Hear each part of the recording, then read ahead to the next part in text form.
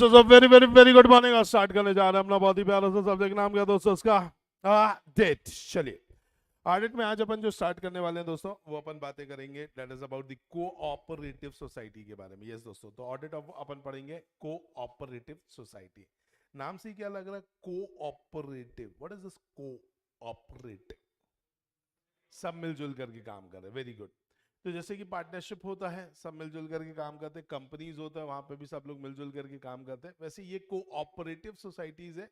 यहां पर भी लोग जो होते हैं सब मिलजुल करके काम करते हैं। ठीक है। कोऑपरेटिव सोसाइटी बेसिकली हमारे इंडिया के अंतर्गत थोड़ी प्रसिद्ध है। ठीक है। और खासकर गुजरात साइड में सबसे ज्यादा है। ठीक है। और गुजरात के अंदर सबसे बड़ा जो कोऑपरेटिव है दोस्तों, वो आपके सामने ही है, जिसका नाम क्या है दोस्तों? अमूल। ठीक है। तो अमूल जो है बेसिकली ये भी एक प्रकार का या क्या है, कोऑपरेटिव सोसाइटी ही है। अब यहाँ पे होता क्या है, यहाँ पे मेंबर्स होते हैं बहुत सारे, और ये सारे मेंबर्स जो है एक साथ मिलकर के काम करते हैं। और यहाँ पर सारे मेंबर्स जो है वो उन्हें पार्टिसिपेट करना पड़ता है। मतलब यहाँ पे ऐसा स्लीपिंग टाइप का काम नहीं होता। कंपनी के अंदर अगर बात की जाए, जैसे मैंने अंबानी की कंपनी दैट इज रिलायंस में पैसा लगाया, लेकिन मैं काम नहीं कर रहा रिलायंस के लिए, काम रिलायंस मेरे लिए कर रहा है। Getting my point?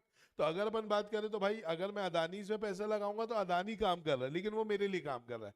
तो क्योंकि मैं क्या हो गया बताइए, शेयर होल्डर, तो वो हो गया मैनेजमेंट। लेकिन अगर मैं कोऑपरेटिव सोसाइटी की बात करता हूं, तो यहाँ पे जितने भी मेंबर्स होते हैं वो सारे मेंबर्स क्या करते हैं, काम करते हैं। और जितना जितना आप कंट्रीब्यूट करेंगे उस हिसाब से आपको आपका क्या मिलेगा बताइए? शेयर ऑफ प्रॉफिट, या फिर उसमें आपको हिस्सेदारी जो है वो आपको दी जाएगी। तो यहाँ पे अपन पहले थोड़ा कोऑपरेटिव सोसाइटी के बारे में पढ़ेंगे। और ये वाला जो कंसेप्ट अभी मैं पढ़ाने जा रहा हूँ, हालांकि है तो अपन ऑडिट सब्जेक्ट में, लेकिन फिर भी ज्यादा बातें अभी जो अपन पढ़ेंगे वो सब लॉ रिलेटेड ही रहने वाली है। ठीक है। तो आइए देखते हैं सबसे पहले क्या लिखा हुआ है कोऑपरेटिव के बारे में। That a cooperative that is also known as cooperative, co-op या कूप। ठीक है। It is a autonomous association of person united voluntary. ये लोग कैसे मिल रहे हैं बताइए?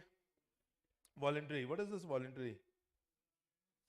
खुद की इच्छा से। Very good. For the common economic social and cultural needs and aspiration through a jointly owned enterprise. Okay भाई। A cooperative society act 1912। What is this 1912?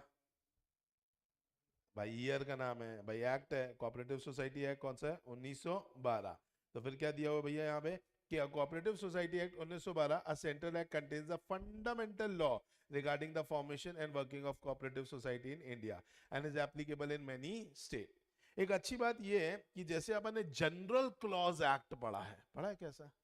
General clause act की एक खास बात यह है कि जनरल क्लॉज एक्ट दो प्रकार के, एक है स्टेट, वेरी गुड, और एक है सेंट्रल। वैसे ही कोऑपरेटिव सोसाइटी एक्ट की भी बात की जाए तो वो भी कितने हैं? दो हैं। एक कौन सा है? स्टेट, और एक कौन सा है? सेंट्रल। यस। अगर हम बात करें तो यहां पर अभी अपन जो पढ़ेंगे वो सेंट्रल भी पढ़ेंगे, और स्टेट में एक फेमस पढ़ेंगे, वो है महाराष्ट्र कोऑपरेटिव सोसाइटी एक्ट। क्योंकि महाराष्ट्र कोऑपरेटिव सोसाइटी एक बहुत ही शानदार तरीके से बनाया गया है, तो उसको भी रेफरेंस हमारी आईसीआई के मॉड्यूल में दिया गया है। ठीक है। तो इसीलिए अगर आप देखेंगे तो in many states wise Maharashtra, West Bengal, Orissa, the cooperative society are govern by specific state acts. क्या ये बात समझ में आई दोस्तों? पक्का? चलो, ये काला काला जो लिखा है ये आपको अच्छे से याद करना पड़ेगा। क्या बोल रहा है? Cooperative society is a business organization with a special mode of doing business by pooling together all means of production cooperatively, elimination of middleman and exploitation from outside forces.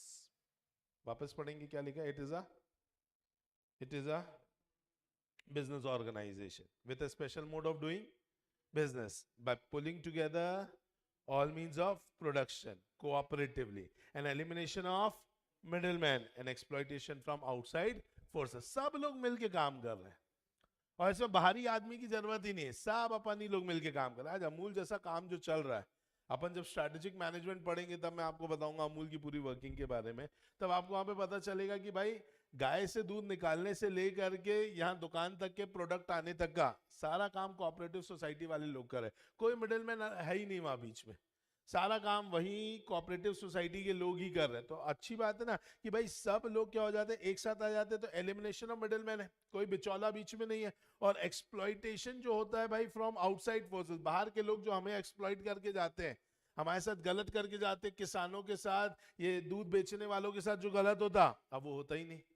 आज अमूल इतना बड़ा है कि अमूल ने अभी जस्ट एक क्या खरीदा है, मशीनरी खरीदी है। मैं फिगर में कंफ्यूज हूँ, लेकिन या तो वो 40 करोड़ की है, नहीं तो 400 करोड़ की है। दोनों फिगर छोटे नहीं है, लेकिन अगर अपन बात करें तो इतनी बड़ी मशीन उन्होंने अभी अभी लगाई है। उनका प्लांट आप देखेंगे तो 6 फुटबॉल ग्राउंड जितना बड़ा उनका प्लांट है। समझ में आ रहा है? तो इतना बड़ा इन लोगों ने किया, और वो वहां पे जो काम करने वाले ओनर्स है वो धोती कुर्ता पहनने वाले लोग हैं। वो कोई एकदम एमबीए किए हुए आईआईएम आईआईटी से सूट बूट पहनने वाले लोग नहीं है। तो आप समझ लो कोऑपरेटिव सोसाइटी किस तरीके से वर्क करती है वहां पर। तो यहाँ यही है कि भाई कोई मिडिल मैन नहीं है, कोई नहीं है, सारा काम वहां पे अपने तरीके से वहां के लोग खुद कर रहे हैं। सभी लोग एक तरीके से ओनर है, मिल करके क्या कर रहे हैं दोस्तों, काम कर रहे हैं। समझ में आया? चल, इंपॉर्टेंट प्रोविजन में सबसे पहला प्रोविजन दिया गया क्वालिफिकेशन ऑफ ऑडिटर। ऑडिटर कौन बन सकता है? तो बेटा ऑडिटर बन सकते हैं 3 लोग। या तो बन सकता है कोई भी चार्टेड अकाउंटेंट। कौन बन सकता है बोलो? Chartered accountant. या फिर बन सकता है दोस्तों कोई भी GDCA. Sir what is GDCA? Government diploma in cooperative accounts. कौन बन सकता है? एक ऐसा इंसान जिसके पास क्या है? डिप्लोमा इन, बोलते नहीं, कोऑपरेटिव अकाउंट्स। और तीसरा एक ऐसा इंसान जो ऑडिटर रह चुका है in the cooperative department of a government. क्या रह चुका है बताइए? ऑडिटर रह चुका है in a cooperative department of a government. तो लिख लीजिए बेटा वहां पे कौन कौन हो सकता है।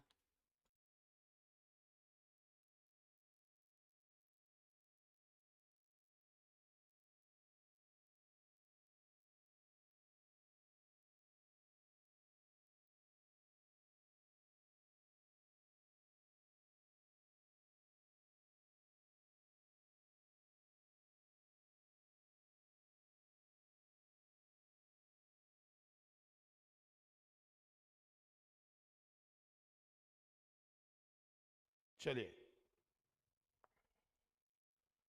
तो लिख लिया आपने? पक्का? चलिए, अब नेक्स्ट बात करते हैं किसके बारे में दोस्तों? Appointment of the auditor. Auditor के अपॉइंटमेंट के बारे में बात करेंगे कि भाई ऑडिटर का अपॉइंटमेंट कौन करता है। तो ऑडिटर का अपॉइंटमेंट करता है रॉक्स। कौन करता है बड़ा? रॉक्स। रॉक्स का बोले तो रजिस्ट्रार ऑफ कोऑपरेटिव सोसाइटी। तो ऑडिटर कौन अपॉइंट करेगा बताइए? Registrar of cooperative society. The auditor so appointed conduct the audit on behalf of the registrar and submits his report to him and also to the society. The audit fees are paid by the society on the basis of statutory scale of fees prescribed by the registrar. बोलो कोई भी doubt? चल, ये वाला diagram बना लीजिए बेटा एक बार, फिर आगे अपन बात करते हैं।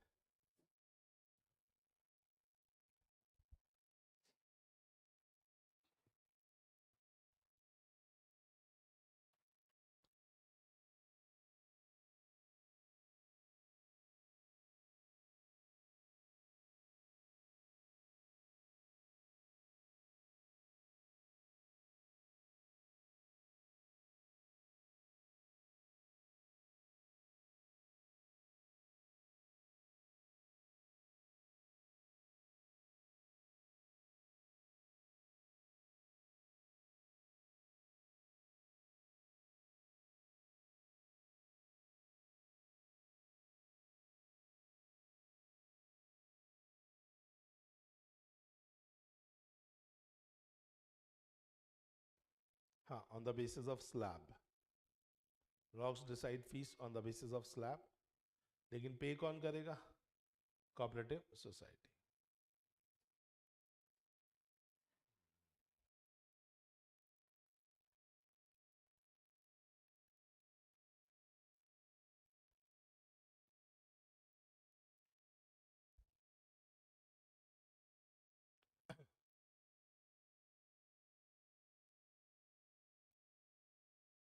चलो लिख लिया?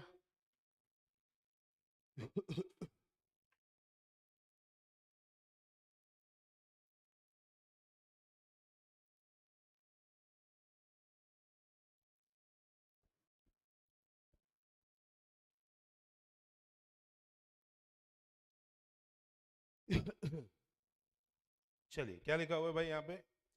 तो अपन ने अपॉइंटमेंट के बारे में पढ़ लिया। अब साथ ही साथ मैंने आपको ये बता दिया कि भैया जब ऑडिटर अपॉइंट होता है तो ऑडिट रिपोर्ट देता है। ऑडिट रिपोर्ट दोनों के पास जाती है, रॉक्स के पास भी जाती है और चेयरमैन के पास भी जाती है। रॉक्स जो है वो फीस डिसाइड करता है on the basis of the slab. और अगर अपन बात करें फीस कौन पे करता है बताइए? Cooperative society. चलिए, वेरी गुड। अब आते हैं नेक्स्ट कंसेप्ट पर, that is known as what? Books, accounts and other records of cooperative society. क्या बोल दिया गया भाई यहाँ पे? यहाँ पे बोला गया कि state government can frame rules prescribing the books and accounts to be kept by a cooperative society. भाई अलग अलग अपने अपना बना सकते हैं. Example in Maharashtra, cooperative societies are required to maintain cash book, general ledger, personal ledger, stock register, property register, etc. It is much clear that requirement under the State Act resembles the provision made under the Companies Act 2013. The books of accounts required to be maintained in terms of instruction of the registrar are in respect of the following. तो क्या क्या रखना पड़ता है books of accounts में? तो पहली चीज बोली गई भैया all sum of the amount received and expended by the society. तो ये पैसा आने और जाने की बात कर रहा है, मतलब किसकी बात कर रहा है? Cash book. दूसरी चीज अगर अपन बात करें दोस्तों, ऑल सेल्स एंड परचेज, जितनी भी सेल्स एंड परचेज हुई. और तीसरी किसकी बात कर रहे हैं? All the assets and liabilities. तो ये तीन चीजों का आपको पूरा लेखा जोखा जो है रखना है. इसके अलावा कुछ एडिशनल चीजें और भी रखना है. The society is at liberty. Liberty मतलब आजादी है भैया, आपका मन है, आपका राइट है क्या करने का? To maintain such additional record according to its convenience. आप चाहे तो ये एडिशनल रिकॉर्ड्स भी रख सकते हैं. एडिशनल रिकॉर्ड में पहला बोला गया इन्वेस्टमेंट एंड प्रॉपर्टी रजिस्टर. आपकी कहाँ कहाँ प्रॉपर्टी है, आपने कहाँ कहाँ इन्वेस्ट किया है, एक उसका रजिस्टर चाहे तो मेंटेन करके रख सकते हैं. दूसरा एफडी रजिस्टर. एफडी मतलब कहाँ पे करते हैं? बैंक में करते हैं. तो बैंक में आपने जो एफडी किया होगा उसका रजिस्टर हो गया. श्योरिटी रजिस्टर, अगर आपने फॉर एग्जांपल किसी की गारंटी ली होगी, किसी की गारंटी ली होगी तो आप कहलाते हैं श्योरिटी. गारंटर को क्या बोलते हैं बताइए? श्योरिटी. तो लिख लो यहाँ पे इन केस ऑफ गारंटी. चलिए, daily cash sales summary register. दिन भर में क्या कैश सेल्स हुई आपकी, उसका एक summary register. Register for collection from date of credit sale is allowed by law and loan disbursement and recovery register. तो ये कुछ एक्स्ट्रा चीजें जो कि आप रख सकते हो, आपका मन है तो रखो, ऐसा कुछ हमारी तरफ से कंपल्शन नहीं है. कंपल्शन के नाम पे तो यही है cash book, that is all sum of money paid and receive. दूसरा हो जाता है सेल्स एंड परचेस, तीसरा हो जाता है एसेट्स एंड लायबिलिटी. क्या ये बात समझ में? पक्का? चलो, नेक्स्ट बोला गया रिस्ट्रिक्शन ऑन शेयर होल्डिंग. भाई कोऑपरेटिव सोसाइटी में एक रिस्ट्रिक्शन डाल दिया गया कि इससे ऊपर की आपकी शेयर होल्डिंग हो ही नहीं सकती. क्या मिलके काम करना है ना, तुम बड़ा मछली बन जाओगे तो दिक्कत हो जाएगी, फिर सब तो छोटे छोटे ही रह जाएंगे. तो इसीलिए कहीं ना कहीं सबकी एक लिमिट बांध दी गई कि भाई इसके ऊपर कोई नहीं जाएगा, यही मैक्सिमम है, ताकि सब लोग अच्छे से क्या कर पाए? काम कर पाए. नो डाउट उसमें वेरिएशन होगा, किसी के पास ज्यादा शेयर होगा, किसी के पास कम शेयर, लेकिन ज्यादा में भी एक लिमिट है, इससे ज्यादा तो नहीं हो सकता. Getting my point? और उसमें दे दिया यहाँ पर, जैसे कि फॉर एग्जाम्पल क्या बोल दिया गया, section 5 of the cooperative society act 1912 provides that in the case of society where the liability of the member is limited, no member of a society other than registered society can hold such portion of the share capital as would exceed a maximum of कितना 20% of total number of shares or the value of shareholding 2 rupees 1000. कितना बोल दिया? मतलब क्या बोल रहा है? या तो 20% रख पाओगे या तो कितना 1000, whichever is less या हायर लोअर नहीं बोला है. वो तो जो कंडीशन पूरी हो जाए, 20% वाली हो जाएगी तो वो 1000 वाली हो जाएगी, तो दोनों ही कंडीशन है. लेकिन 1000 रुपए देख करके कुछ लगा नहीं आपको? ये तो बहुत ही ज्यादा है, बहुत ही कम है. 1000 रुपए में होगा ही क्या साहब? एक कोऑपरेटिव सोसाइटी में अगर अपन को 1000 रुपए डालना है तो ऐसे कैसे चलेगा? लेकिन ये चीज जानना जरूरी है कि ये एक्ट कौन से ईयर का है. देख रहे हो बेटा कब का? 1912 का है. 1912 में 1000 रुपए की कोई कीमत थी? भयंकर ही ज्यादा थी. समझ में आ रहा है? तो ऑब्वियसली बात है उस जमाने 1912 मतलब 1947 के पहले की बात कर रहा हूं मैं, देश की भी आजादी के पहले की बात कर रहा हूं मैं, 1912. तो आप समझो तब 1000 रुपए मतलब समझो अंबानी के पास भी नहीं होंगे मिला करके. उसको सबसे बड़ा सपना भी 500 रुपए का आया होगा. अरे समझ में आया कि नहीं आया? तो उस जमाने की बात हो रही है. 1000 रुपए तो आज के हिसाब से तो कितना बड़ा अमाउंट हो जाएगा. Getting my point? तो ये 1000 रुपए किसके हिसाब से लेगा? 1912 के हिसाब से लेगा. और वैसे भी जहां पे कोऑपरेटिव सोसाइटी अच्छी चलती है वैसे भी वो सेंट्रल एक्ट मानते नहीं. कौन सा एक्ट मानते हैं? State act. तो स्टेट एक्ट में उनका अच्छा ही लिखा होगा, बट ये हमारे रेफरेंस के लिए हमको यही पढ़ना पड़ेगा क्योंकि अभी तक इसमें कोई अमेंडमेंट आया नहीं है. 1912 से चला ही आ रहा है अभी तक के. Getting my point? पक्का? चलिए, auditor of cooperative society will be concerned with the provision so as to watch any breach relating to holding of shares. तो ये बात मैंने आपको क्यों बताई? क्योंकि एज ऑडिटर आपको ये बात चेक करनी पड़ेगी कि क्या कहीं कोई ऐसी घटना तो नहीं है जिसमें ब्रीच हो गया हो कि भैया किसी ने 20% से ज्यादा होल्ड कर लिया या किसी ने 1000 रुपए से ज्यादा का होल्ड कर लिया. अगर ऐसा कुछ होगा तो आपको उसको क्या करना पड़ेगा? रिपोर्ट फॉर करना पड़ेगा. क्या ये बात समझ में आ गई आपको? बोलो. चलिए आगे बढ़ते हैं। नेक्स्ट क्या बोला गया? नेक्स्ट बोला गया भाई किसके बारे में? रिस्ट्रिक्शन ऑन लोन के बारे में। What is restriction on loan दोस्तों? कि भैया लोन जो है वो कितना दिया जाएगा, किसको दिया जाएगा? तो लोन के ऊपर रिस्ट्रिक्शन ये है कि लोन सिर्फ और सिर्फ मेंबर्स को दिया जाएगा। किसको दिया जाएगा? Only and only to the members. मतलब कि अगर कभी लोन देने की बारी आई, कोऑपरेटिव सोसाइटी लोन देना चाहता है, सिर्फ और सिर्फ किसको दे पाएगा? अपने मेंबर को, बाहर किसी को दे नहीं सकता। या फिर चलो ठीक है और किसी को देना है तो दे दो, बट वो भी कोई कोऑपरेटिव सोसाइटी होना चाहिए, मतलब अपने जात वाले को ही देगा। किसको देगा बेटा? जात वाले को। या तो ओनली टू दी मेंबर्स, या फिर अनदर सोसाइटी आफ्टर अप्रूवल, वो भी after approval of rocks. Rock से पूछने के बाद ही देगा। लिख लेंगे बेटा।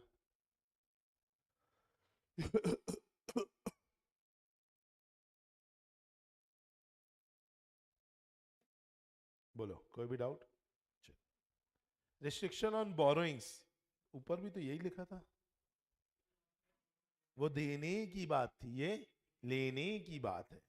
तो बोला गया भैया रिस्ट्रिक्शन ऑन बोरिंग, उसके लिए बायलॉज में लिखा हुआ है। बायलॉज मतलब जैसे एमओए कंपनी में होते हैं वैसे इनके भी होते हैं बायलॉज। इनका भी एक डॉक्यूमेंट तैयार होगा, उसमें जो लिखा होगा अपन उसकी मानेंगे। तो क्या लिखा है?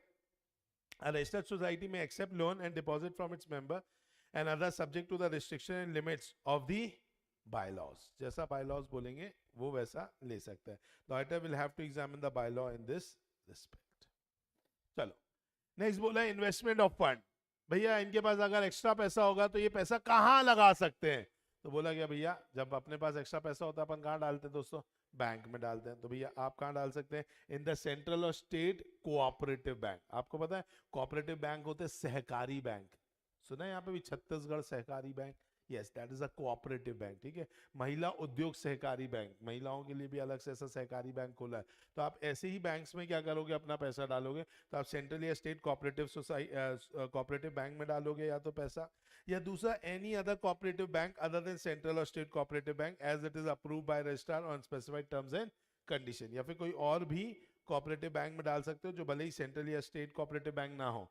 समझ में आया? कोई और भी कोऑपरेटिव बैंक्स होते हैं जो सेंट्रल या स्टेट के नहीं है, मतलब सेंट्रल गवर्नमेंट या स्टेट गवर्नमेंट के नहीं है। अभी छत्तीसगढ़ सहकारी बैंक किसका है? स्टेट गवर्नमेंट का है। लेकिन एक मैं नाम भूल रहा हूँ, थोड़ा सा अजीब सा नाम है उसका, वो भी सहकारी बैंक है। वो नाम याद आ रहा है लेकिन बहुत ही एग्जैक्ट याद नहीं आ रहा है मुझे। ठीक है, क्योंकि थोड़ा अजीब सा नाम है उसका। तो अगर अपन बात करें वो भी कोऑपरेटिव बैंक ही है, लेकिन that is not a state cooperative bank और central. That is a bank जो कि प्राइवेटाइज टाइप का है, बट वो सहकारी बैंक ही है। मतलब उसे कोई प्राइवेट पीपल चला रहे हैं, वो कोई गवर्नमेंट नहीं चला रही है। तो ऐसे बैंक्स में भी डाल सकते हो, बट उसके लिए किससे परमिशन लेनी पड़ेगी? रजिस्ट्रार से। या फिर कोई भी ऐसी ऐसी सिक्योरिटी जो कि इंडियन ट्रस्ट एक्ट में दिया हुआ है। इंडियन ट्रस्ट एक्ट में कुछ ऐसी सिक्योरिटी स्पेसिफाइड है तो आप वहां पे कर सकते हो। या फिर कोई भी शेयर सिक्योरिटी बॉन्ड्स में ऐसी ऑफ एनी अदर सोसाइटी, कोई भी शेयर्स में डाल सकते हो पैसा, सिक्योरिटी बॉन्ड्स में डाल सकते हो ऑफ एनी अदर सोसाइटी या in any other manner which is permitted by central और स्टेट गवर्नमेंट। तो क्या क्या बोल दिया भैया, आप कहाँ कहाँ डाल सकते हो? पहला तो बैंक में, स्टेट कोऑपरेटिव बैंक या central cooperative bank other then state या सेंट्रल कोऑपरेटिव बैंक में डाल सकते हो। या फिर अगर आप कोई भी जो इंडियन ट्रस्ट एक्ट में एफडी हो गया, सेफ जो सिक्योरिटीज है ना, उनमें आप डाल सकते हो। या फिर भाई शेयर्स या security of of of of of of cooperative society, तो ऑफ एनी अदर सोसाइटी। ठीक है, तो इनमें भी आप क्या कर सकते हो बताइए? डाल सकते हो। जल्दी से लिख लेंगे इसको।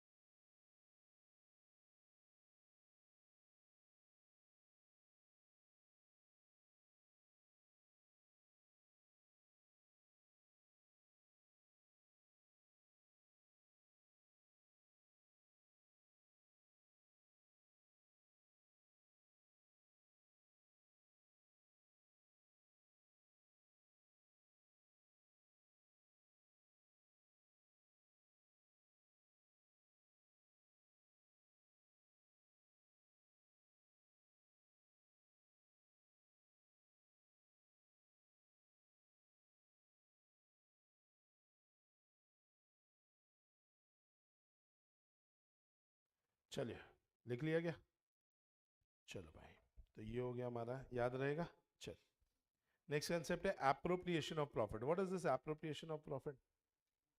प्रॉफिट में से आपको पैसा निकाल करके पहले कहीं डालना पड़ेगा, उसे बोलते हैं एप्रोप्रिएशन। एप्लीकेशन बोलते हैं एप्रोप्रिएशन को बेसिकली। तो बोला क्या जाता है कि अगर आपको भाई पैसा अगर आपने कमाया है तो पहले तो आप अपने फ्यूचर के लिए कुछ पैसे को सेव करोगे, उसके लिए अलग से एक रिजर्व में डाला जाता है। तो बोला गया कि भाई ये सेंट्रल एक्ट ये बोलता है कि भाई 25% of the profit should be transfer to reserve fund. आपको एक अलग से रिजर्व फंड में डालना पड़ेगा बिफोर डिस्ट्रीब्यूशन एज डिविडेंड और bonus to the member. Sir ये लिखा है डिविडेंड और बोनस टू दी मेंबर, मतलब बेसिकली बेटा अगर अपन बात करें किसी भी मेंबर को ना दो चीजें मिलती है, डिविडेंड भी मिलता है और बोनस भी मिलता है। तो डिविडेंड काहे के लिए मिलता है भाई? शेयर होल्डिंग के ऊपर मिलता है। बोनस काहे के लिए मिलता है? जितना तुमने कंट्रीब्यूट किया उसके ऊपर मिलता है। ज्यादा कंट्रीब्यूट करोगे तो ज्यादा बोनस मिलेगा, कम कंट्रीब्यूट करोगे कम बोनस मिलेगा। और बाकी जो डिविडेंड है वो तो शेयर होल्डिंग पर मिलता है। तो इसीलिए यहाँ पर लिख दिया गया कि भैया डिविडेंड या बोनस जब मेंबर्स को देते हैं उसके पहले कम से कम कितने प्रतिशत बताइए? 25% आपको कहाँ पे डाल देना है बताइए? रिजर्व फंड में डाल देना। However, having regard to the financial position of the society, the registrar may reduce the percentage of transfer, but in any case, not less than कितना? ये समझ नहीं आया क्या बोल रहा है? ये समझ नहीं आया, जल्दी बताओ ना क्या बोल रहा है। अगर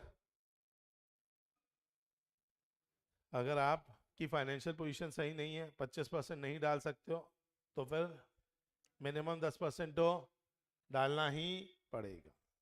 क्या ये बात समझ में आ गई? पक्का? कंट्रीब्यूशन टू चैरिटेबल पर्पसेस मतलब दान देना चाहते हैं बेटा, अगर आप दान देना चाहते हैं बिल्कुल दीजिए, बहुत अच्छी सी बात है, देना चाहिए सबको, लेकिन इतना भी दान मत दो कि कल के दिन तुम्हें दान की जरूरत पड़ जाए। समझ में? तो इसीलिए बोला गया है अमाउंट नॉट एक्सीडिंग कितना बताइए? 10% ऑफ नेट प्रॉफिट। ये मैक्सिमम है मिनिमम है? मिनिमम है, मैक्सिमम है। इसीलिए तो ये चीज बताई बेटा कि दान इतना भी मत दो कि कल के दिन आपको दान की जरूरत पड़े। तो इसीलिए इन्होंने क्या बता दिया बताइए? मैक्सिमम, कि मैक्सिमम जो है वो आप कितना दे सकते हैं? 10% ऑफ द नेट प्रॉफिट। वो भी कब? After the transfer to the reserve fund. पहले रिजर्व फंड में पैसा जाएगा, उसके बाद पैसा दान में जाएगा। समझ में आ रहा है कि नहीं आ रहा है? पक्का? चलो, नेक्स्ट क्या बोल दिया? Investment of reserve fund outside the business और यूटिलाइजेशन एज वर्किंग कैपिटल। अब आप मुझे बताओ, वो रिजर्व फंड में पैसा पड़ा, 25% निकाल के रख रहे हो, क्या करोगे उसको? बैठ के देखोगे क्या? नहीं ना, उसको आप कहीं पे इन्वेस्ट करोगे, क्योंकि वो पैसा अपन ने आगे के लिए रखा है, आज जरूरत नहीं है, आगे की जरूरत है, तो आगे तो इन्वेस्ट करेंगे ना। पापा मम्मी सेविंग कर रहे हैं ना अभी आपके, वो आगे के लिए कर रहे हैं ना, आज के लिए थोड़ी ना कर रहे हैं। तो सेविंग का मतलब थोड़ी ना घर के ड्रॉर में पैसा रख दिया, पापा ने उसको किसी जमीन में लगाया होगा, पापा ने नहीं होगा तो भाई इन्वेस्टमेंट किया होगा शेयर्स में, नहीं होगा बैंक में एफडी कराई होगी, कुछ ना कुछ ऐसा किया होगा जिससे वो पैसा क्या हो? कम हो जाए, बढ़ जाए। ऑब्वियस सी बात है। तो वैसे ही क्या बोला गया कि भैया अगर आप रिजर्व फंड में पैसा डालते तो रिजर्व फंड का इस्तेमाल कहाँ होगा? In the business of a society as working capital. Obvious सी बात है, तो धंधे में लगाओगे। या फिर दूसरा, you will invest as per the provision of the act, या फिर आप इसे क्या करोगे? इन्वेस्ट कर दोगे। और फिर तीसरा है, या फिर आप इसे यूज करोगे क्या दोस्तों? For some public purpose likely to promote the object of the society, या फिर ऐसी जगह पर इस्तेमाल करोगे जिससे हमारा ऑब्जेक्ट ऑफ दी जो सोसाइटी है उस पर आप क्या करोगे? इस्तेमाल करोगे। मतलब इसका इस्तेमाल बायो में होगा। किस में होगा बेटा? बायो में। या तो पहला होगा बिजनेस में, दूसरा या तो होगा इन्वेस्टमेंट करने में, या तीसरा होगा ऑब्जेक्ट में।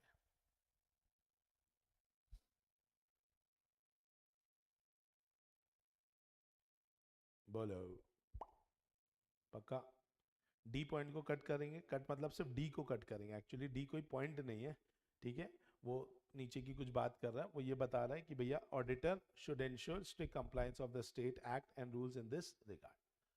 तो पैसे के इन्वेस्टमेंट के बारे में नहीं बता रहे। इन्वेस्टमेंट तो आप तीन ही जगह कर सकते हो, बिजनेस इन्वेस्टमेंट में या फिर ऑब्जेक्ट में। क्या हुआ? अच्छा ये लिखना,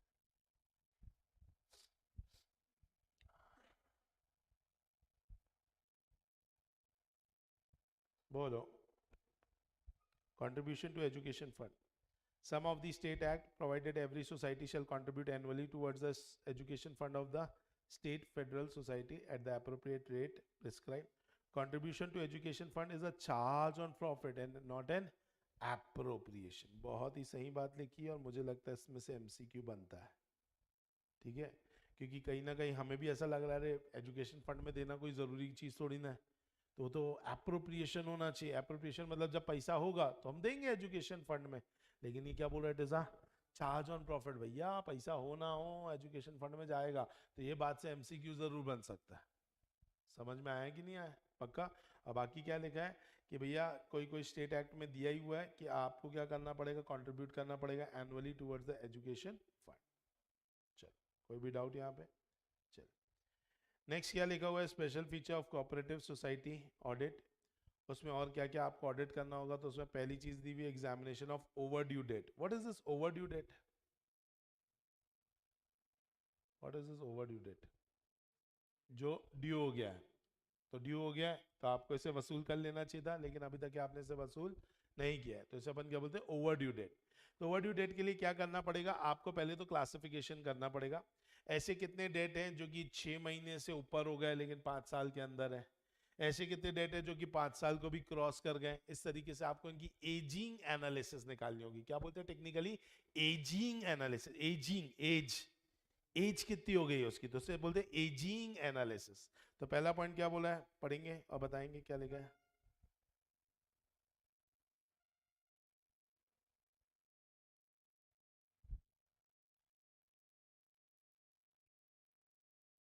पहला पॉइंट किसके बारे में बोला है?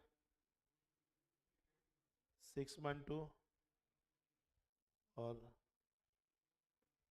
5 years above. The overdue date for a period of 6 months to 5 years and more than 5 years will have to be classified and shall be reported by an auditor. Okay, next क्या लिखा है? A further analysis of these debt from the point of view of chances of recovery will have to be made. कि भैया इनका recover होने का chances, ठीक है।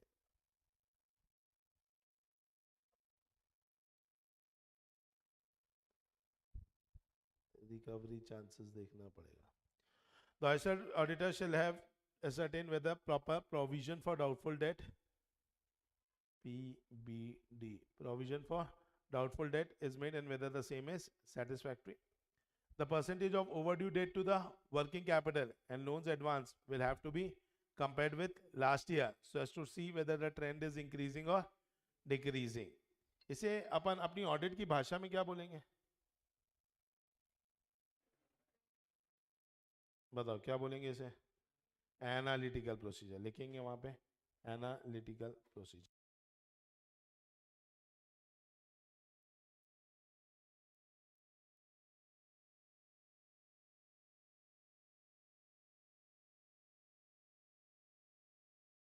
नेक्स्ट क्या लिखा हुआ है बताइए? Examining whether due and proper action for recovery are taken, the position regarding case of cooperative courts, district court and the results thereof. तो जो भी केसेस हुए हैं कि नहीं हुए हैं वो सारा आपको देखना होगा। तो यहाँ पर बात हो रही है किसके बारे में? स्यूट्स के बारे में, स्यूट्स इन कोर्ट। तो बीइंग एन ऑडिटर सबसे पहली चीज अपन को क्या करनी है बताइए? क्लासिफिकेशन करनी है। दूसरी चीज अपन को रिकवरी देखनी है। तीसरी चीज अपन को analytical procedure that is comparison देखना है। और चौथी चीज क्या देखनी है बताइए? स्यूट्स इन कोर्ट हुआ है कि नहीं हुआ है। क्या ये बात समझ में आई? चलिए, फिर ये पॉइंट मैं आपको नहीं समझाऊंगा, आप मुझे समझाएंगे क्या बोलना चाहता है।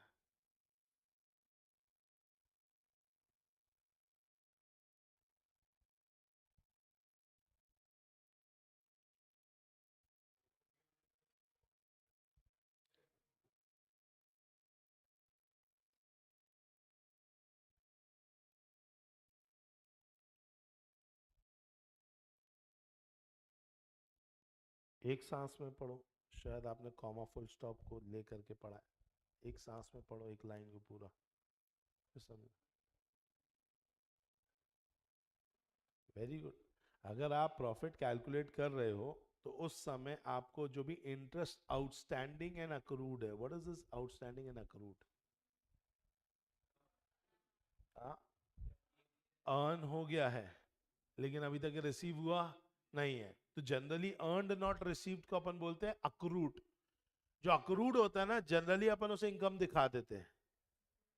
समझ में आया कि नहीं आया? जैसे फॉर एग्जांपल मैं आपसे फीस लेता हूं हर महीने की एंडिंग में, ठीक है? तो मैं आज पढ़ा रहा हूं, आज जनवरी 1 तारीख से लेकर के आज 29 तारीख 30 तारीख तक के मैं पढ़ा रहा हूं। अब मैं क्या सोचता हूँ कि भैया जनवरी में अपने को ये सारे बच्चों से क्या मिलेगा, फीस मिलेगा। अभी दिया नहीं आपने, हो सकता है 5 फरवरी हो गई, 10 फरवरी हो गई, 20 फरवरी हो गई, फिर भी मैं उसे इनकम दिखा देता हूँ। क्यों? क्योंकि मुझे पता है कि पैसा मिल जाएगा। तो इसे बोलते हैं भैया अक्रूड अर्निंग। समझ में आए? ऐसी बैंक्स के ब्याज में भी होता है, क्योंकि वहां सर्टिनिटी रहती है कि भैया बैंक मुझे ब्याज देगा ही देगा। जैसे एफडी का ब्याज, और अच्छा एग्जांपल लो, मेरे यहाँ एफडी जो है वो क्वार्टरली इंटरेस्ट मिलता है। What is quarterly interest? हर 3 महीने में इंटरेस्ट मिलता है। अब सोचिए भैया, मार्च महीने में मैंने 1 तारीख को क्या बनाई, एफडी बनाई, तो मार्च अप्रैल में मुझे कब मिलेगा बताइए इंटरेस्ट? कब मिलेगा? सुनाई नहीं मिल दे रहा? कब मिलेगा? मई के एंड में। 3 महीने हर क्वार्टर में मिलता है, 3 महीने बाद मिलेगा मुझे। लेकिन आप मुझे बताओ, जब मार्च में मैं क्लोजिंग कर रहा हूँ किसको, बुक्स ऑफ अकाउंट्स को, क्या 1 महीने का ब्याज जो मुझे मिलना है, जो कि मिलेगा मई में, क्या मैं उसे एज अ इनकम शो करूंगा कि नहीं करूंगा? करूंगा, बिल्कुल करूंगा। इसी को तो बोलते हैं accrued interest.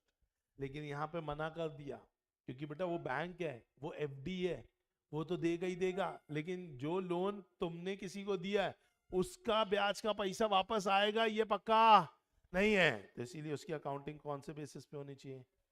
What is this? Cash basis. जब आएगा तभी हम रिकॉर्ड करेंगे।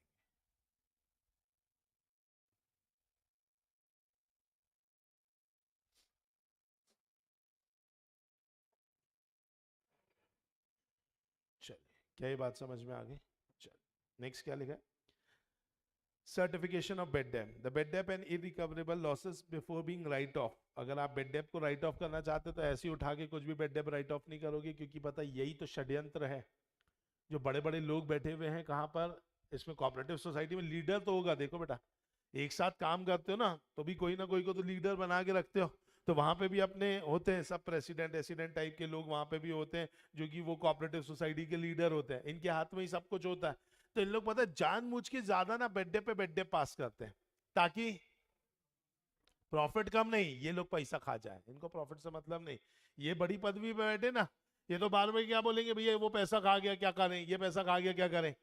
गेटिंग माय पॉइंट और नॉट? तो आज अगर मान लीजिए भाई मेरे हाथ में अकाउंट्स है, मेरे हाथ में सब कुछ है, तो पैसा आते हुए भी मैं आपके नाम पे बेड डेप की एंट्री पास कर सकता हूँ। Getting my point? हो सकता है अगर मेरे पास नाटक क्लासेस का पूरा कंट्रोल हो और आप पैसा दे दो, और मुझे अगर मेरे ऊपर कोई मालिक है या कुछ लोगों को मुझे आंसर भी करना है, मेरे पार्टनर्स को, 2 4 बच्चों को बोलूंगा अरे वो बेड डेप्ट हो गया।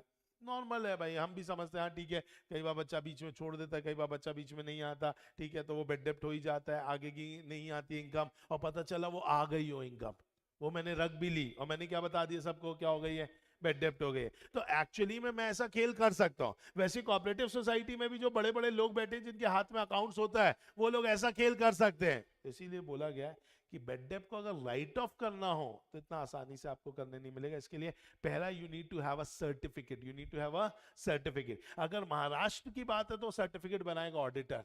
अगर महाराष्ट्र की बात है तो कौन बनाएगा सर्टिफिकेट? ऑडिटर। और कोई और स्टेट की बात है तो सर्टिफिकेट बनाएगा मैनेजिंग कमेटी। कौन बनाएगा? Managing committee. तो लिख लीजिए वहां पर बेटा, लिखेंगे पहला ऑडिटर, ब्रैकेट में महाराष्ट्र,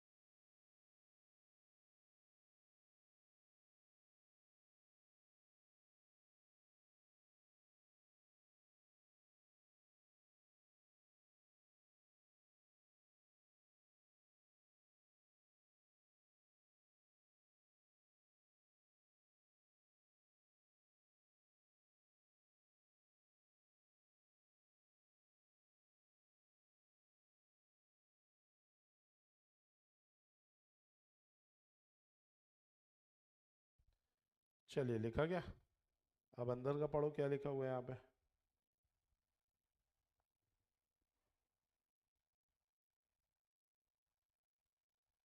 तो ऐसा क्या बोला गया है यहाँ पे? should be certified as bad debt or irrecoverable losses by the auditor whether law so requires. कौन से लॉ की बात कर रहे हैं यहाँ पे? मैंने आपको बता दिया, महाराष्ट्र वालों ने ऑडिटर को बोल दिया। और जहां पे लॉ रिक्वायर्स नहीं होगा, कुछ बोला नहीं है लॉ ने, तो फिर कौन करेगा बताइए? Managing committee of the society. क्या ये बात आपको समझ में आ गई? Yes or no? चलिए आगे बढ़ते हैं दोस्तों।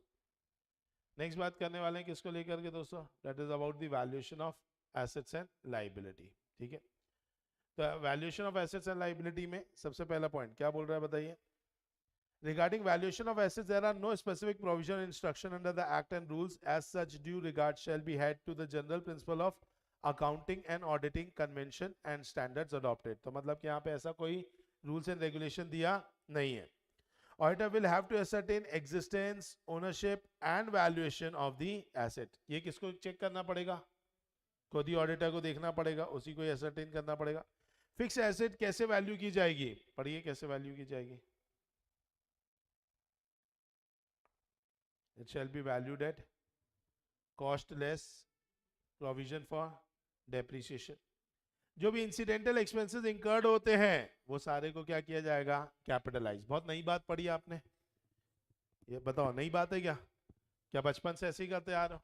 कोई भी इंसिडेंटल एक्सपेंसेस को कैपिटलाइज ही करते हो? आज अगर मैंने एसी खरीदा, एसी का इंस्टॉलेशन क्या होगा? कैपिटलाइज ही होगा। और उसके बाद फिर ये एसी पर टाइम टू टाइम क्या लगेगा? बोलो, डेप्रिसिएशन लगेगा। कोई नई बात नहीं थी। The current asset will be valued at cost or market price, whichever is lower. Regarding the liabilities, the auditor should see that all the known liabilities are brought into account and the contingent liabilities are stated by way of a note. बोलो कोई भी doubt इसमें? Fix है? चलिए next क्या बोला गया बताइए? Adherence to cooperative principle. क्या बोला? The auditor will have to ascertain in general how far the objects for which cooperative organization is set up have been achieved in the course of its working. The auditor को ascertain करना है कि भैया कितना इन्होंने अपने objective को क्या किया बताइए? अचीव किया। The assessment is not necessarily in terms of profit. ये assessment आपको प्रॉफिट के टर्म में नहीं करना है, काम कितना कर रहे हैं वो जरूरी है। तो पहला पॉइंट ये चेक करना जरूरी है कि भैया उन्होंने काम कितना किया। अब वो काम प्रॉफिट के टर्म्स में देखा जाए जरूरी नहीं है, वो किसके टर्म्स में देखा जाएगा? Benefit to members. किसके टर्म्स में देखा जाएगा? Benefit to members. तो पहला पॉइंट जो अपन को चेक करना है वो क्या चेक करना है? अचीवमेंट ऑफ, बोलते ही नहीं रे, अचीवमेंट ऑफ ऑब्जेक्ट। दूसरी चीज क्या देखनी है अपन को? Benefit to members.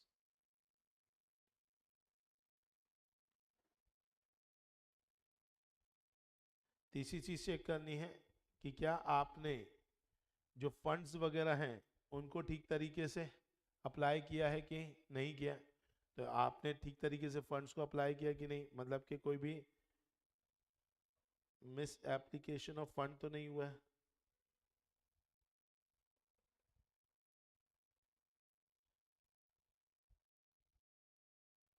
लास्ट वाला पॉइंट आप मुझे समझाएंगे।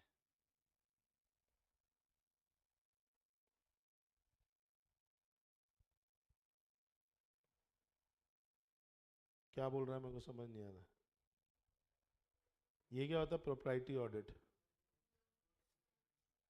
जो ओनर, हाँ वेरी गुड, ये अपन ने कंसेप्ट कहाँ पढ़ा था? गवर्नमेंट ऑडिट में, कि भैया वेस्टफुल एक्सपेंडिचर्स जो होते हैं वो अपन पकड़ने की कोशिश करते हैं। तुमने आईएसबीटी बना दिया, वो इंटरस्टेट बस स्टैंड, उसका उद्घाटन ही नहीं किया। फ्लावर बना दिया, उसका उद्घाटन ही नहीं किया। तो you are wasting the public's money. तो ऐसा नहीं होना चाहिए। तो पब्लिक का जो पैसा है उसका आप यूटिलाइजेशन ठीक तरीके से कर रहे हैं कि नहीं कर रहे हैं। तो उसी के लिए प्रॉपर्टी ऑडिट होता है। तो वैसे ही कंटिजेंट कोऑपरेटिव सोसाइटी ऑडिट में भी होगा कि भाई वो जो पैसा है वो एक्चुअली में पब्लिक का नहीं है लेकिन आपके मेंबर्स का ही है। तो पैसे को आप गलत अप्लाई तो नहीं कर रहे, वहां बैठे हुए बड़े लोग जो मैनेजिंग कमेटी में बैठे हैं वो गलत अप्लाई तो नहीं कर रहे। क्या ये बात समझ में आई? पक्का? चलो। The auditor of a cooperative society is required to point out the infringement with the provision of Cooperative Society Act and rules and bylaw. The financial implication of such infringement should be properly assessed by the auditor and they should be reported. Some of the state act contain restriction on payment of dividend which should be noted by the auditor. क्या ये बातें समझ में आई? चल इसके बाद बात की जा रही है verification of member register. Member register वगैरह को आपको क्या करना पड़ेगा बताइए, वेरीफाई करना पड़ेगा। तो examination of entries in the members passbook regarding the loan giving its repayment, confirmation of loan balance is very much important in a cooperative organization to assure that entry in the books of accounts are free from manipulation. तो भैया members के register में और उनके passbook देखेंगे, जैसे bank का passbook होता है वैसे ही किसका भी पासबुक होगा, कोऑपरेटिव सोसाइटी का, कि भाई इन्होंने कितना पैसा लिया है, दिया है, लेनदारी देनदारी सारा कुछ वहां पर लिखा होता है। स्पेशल रिपोर्ट देना होगा किसको, रजिस्ट्रार को। रजिस्ट्रार को स्पेशल रिपोर्ट देना होगा, जो कि आप पहला देंगे रजिस्ट्रेशन रिपोर्ट किस पर देंगे बेटा, पीपी। पीपी बोले तो पर्सनल प्रॉफिटरिंग। दूसरा आप देंगे किसके ऊपर, फ्रॉड। तीसरा देंगे किसके ऊपर, मिसमैनेजमेंट। और चौथा आप देंगे किसके ऊपर दोस्तों, that is regarding the disproportionate advances. तो अगर अपन बात करें दोस्तों यहाँ पर, तो बेसिकली बोला गया है कि भैया ये ऑडिटर को एक रिपोर्ट बनाना पड़ेगा, ठीक है। और ऑडिटर को रिपोर्ट बना करके किसको देना पड़ेगा भाई, दैट इज आरओसी को, रॉक्स को, किसको देना होगा, रजिस्ट्रार को। तो पहला बात आपको देना पड़ेगा किसके ऊपर, पर्सनल प्रॉफिटरिंग के ऊपर। पर्सनल प्रॉफिटरिंग मतलब अपना खुद का प्रॉफिट तो नहीं करा रहे हो, कोऑपरेटिव सोसाइटी नाम से समझ में आ रहा है कि सबको मिल करके सबके लिए काम करना है, तुम अपना ही अपना फायदा देख रहे हो। तो अगर पर्सनल प्रॉफिटरिंग हुई है, किसके, कौन करेगा ये पर्सनल प्रॉफिटरिंग, ऊपर बैठे हुए लोग ही करेंगे। वो लोगों को अपन क्या बोलते हैं, मेंबर्स ऑफ मैनेजिंग कमेटी। क्या उन्होंने ऐसा कुछ काम किया है, अगर किया है तो आपको बताना पड़ेगा। दूसरा, fraud relating to expenses purchase property in stores. फिर है मिसमैनेजमेंट, अगर कोई डिसीजन ऐसा लिया है जिससे क्या कॉज हुआ है, मिसमैनेजमेंट हुआ है। या फिर उन्होंने क्या किया है भाई, उन्होंने अपने रिलेटिव्स वगैरह को क्या दे दिया, एक तरीके से लोन दे दिया। इन case of urban cooperative banks, disproportionate advances to vested interest groups such as relative of management and deliberate negligence about the recovery thereof. Cases of reckless advancing where the management is negligent about taking adequate security and proper safeguarding for judging the credit worthiness of the party। मतलब उन्होंने एक तरीके से loan दे दिया। Loan किसको दे दिया, to the relative. अरे आया कि नहीं आया, तो लोन टू व्हाट बेटा, रिलेटिव एक तरीके से। तो यहाँ पर अगर बात की जाए, एक स्पेशल रिपोर्ट बनानी पड़ेगी। कौन बनाएगा बताइए, ऑडिटर बनाएगा। और ऑडिटर ये स्पेशल रिपोर्ट बना के किसको देगा बताइए, किसको देगा, रॉक्स को, ठीक है। तो ऑडिटर जो है भाई वो रॉक्स को बना करके देगा क्या, एक स्पेशल रिपोर्ट, ठीक है। तो ये एक स्पेशल रिपोर्ट बनाएगा और रिपोर्ट बना करके किसको देगा बताइए दोस्तों, रॉक्स को देगा। और उस रिपोर्ट में क्या क्या होगा, उस रिपोर्ट के अंदर होगा भाई कितनी चीज़ें। पहला होगा पीपी, दूसरा होगा एफ एम एल आर। क्या क्या होगा बताइए, P P F M L R. और रॉक्स उसके हिसाब से क्या लेगा बताइए, विल टेक एक्शन।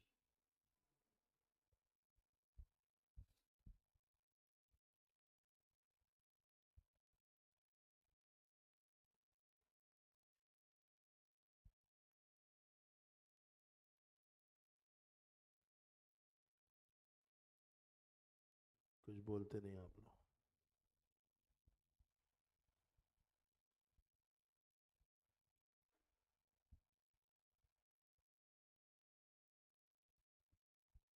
चलो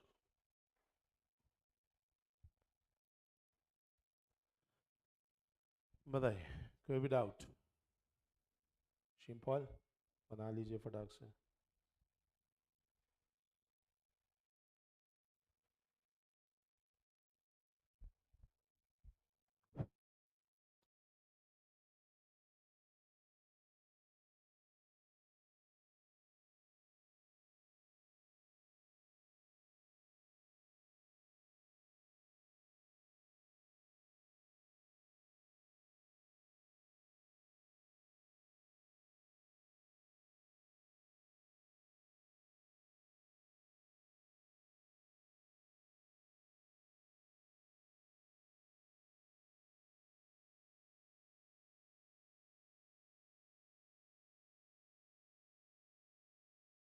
बोलेंगे दोस्तों, हो गया क्या, चल ठीक है। चलिए नेक्स्ट क्या दिया हुआ है, ऑडिट क्लासिफिकेशन ऑफ सोसाइटी। क्या बोलना चाहता है भाई यहाँ पर, यहाँ पर रेटिंग की बात करी जा रही है, ठीक है। तो यहाँ पर बेसिकली अपन बातें किसके बारे में करेंगे दोस्तों, that is about the rating, ठीक है। After judgement of an overall performance of the society, auditor has to award, auditor award करेगा, क्या अवार्ड करेगा? A class to the society, मतलब वो रेट करेगा कि ये सोसाइटी कौन से क्लास में आती है. This judgement is to be based on the criteria specified by the rocks. It may be noted that if management of the society is not satisfied about the award of audit class, it can appeal to the registrar and registrar may direct to review the audit classification. मतलब समझ नहीं आया, यहाँ opinion नहीं देना है, यहाँ पे क्या देना है बेटा? रेटिंग देनी है. 5 स्टार, 6 स्टार, 7 स्टार, 10 स्टार. अरे आएगी नहीं? 4 स्टार, 1 स्टार, ये रेटिंग होती है. अभी रेटिंग कौन दे रहा है? किसको देगा? सोसाइटी को. आफ्टर टेकिंग लाइक आफ्टर किसका जो जजमेंट होगा वो किसके क्राइटेरिया के हिसाब से होगा? जो स्पेसिफाई किसने किया? रजिस्ट्रार ने. अगर मान लो वो सोसाइटी को नहीं जमा उनका, तो वो अपील करेगा किसके पास? रजिस्ट्रार के पास. And the registrar may direct to review the audit classification. The auditor should be very careful while making a decision about the class of society. बोलो पक्का? Discussion of the draft report with managing committee. ये तो सब heading पढ़ के ही समझाओ क्या बोलना चाहता है. एक पहले तो क्या करेगा? फाइनल रिपोर्ट बनाने से पहले एक draft report. What is draft report? Rough. अरे समझ में आया कि नहीं? ड्राफ्ट रिपोर्ट मतलब क्या हो जाएगा? Rough. So on conclusion of the audit, the auditor shall ask the secretary of the society to convene a meeting of the managing committee to discuss the draft audit report. The audit report shall never be finalized without the discussion with the managing committee. जब तक managing committee ना done कर दे तब तक के finalise नहीं होगा. शीम Paul. चलो भाई नेक्स्ट कंसेप्ट आ गया, rights and duties of auditor. चलो बताएंगे, पहला ड्यूटी पढ़ के बताओ क्या लिखा है.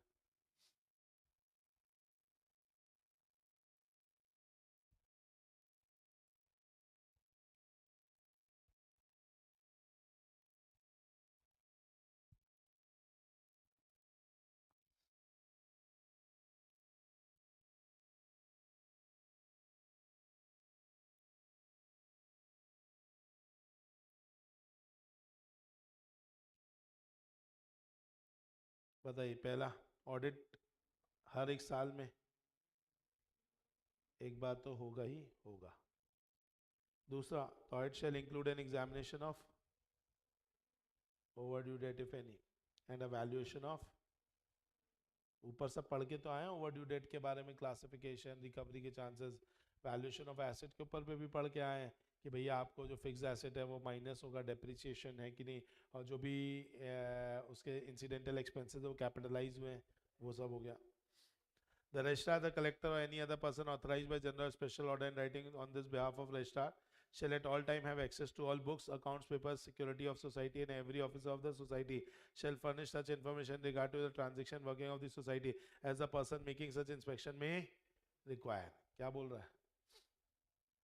जो भी ऑडिटर रहेगा उसके पास पूरा अधिकार है किसका? बुक्स, अकाउंट, सिक्योरिटी, पर्सन को इंस्पेक्ट करने का, और जो भी वहां पे पर्टिकुलर पर्सन है उसको असिस्ट करना ही पड़ेगा, वो मना नहीं कर सकता. क्या ये बात समझ में?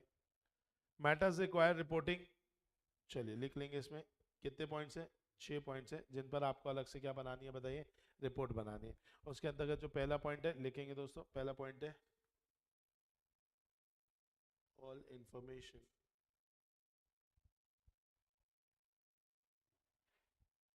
And explanation.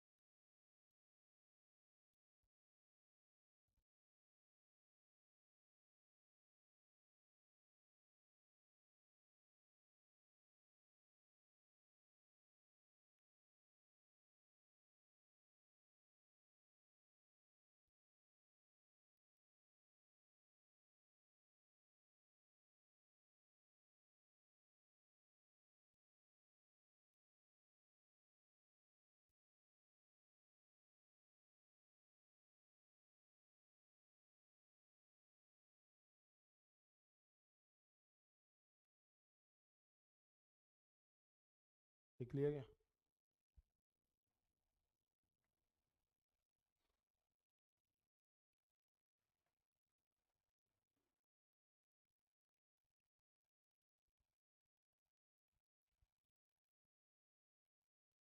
चलो अंदर का भी पढ़ेंगे, आप ही फटाक से पढ़ो।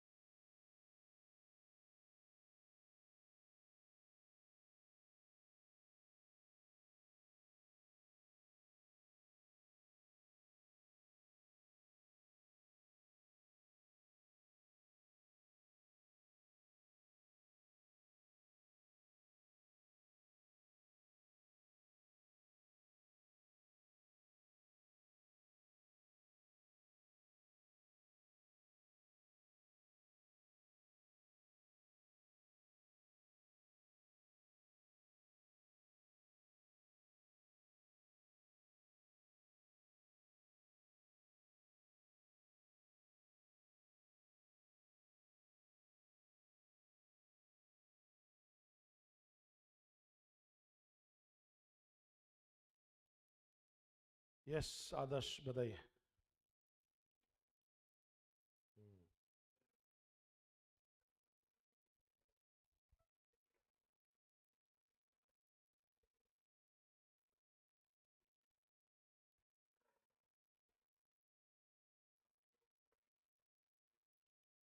ओके,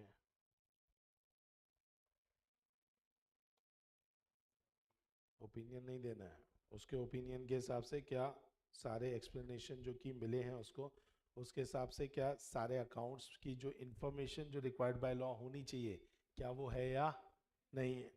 फिर वेदर जो पीएनएल है वो true and fair view show कर रहा है कि नहीं, जो बैलेंस शीट है वो भी true and fair view show कर रहा है कि नहीं कर रहा।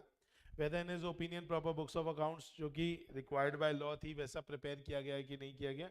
और लास्ट में whether balance sheet and PNL जो भी उसने एग्जामिन किया वो बुक्स ऑफ अकाउंट्स के साथ अग्री कर रहा है कि नहीं कर रहा है। ये सारी चीजों से क्या करने हैं, चेक करना है। The auditor report has to be submitted in the prescribe form, उसे चेक करनी है और चेक करके ऑडिटर को अपनी रिपोर्ट में ये सारी बातें लिखना है। क्या लिखा है?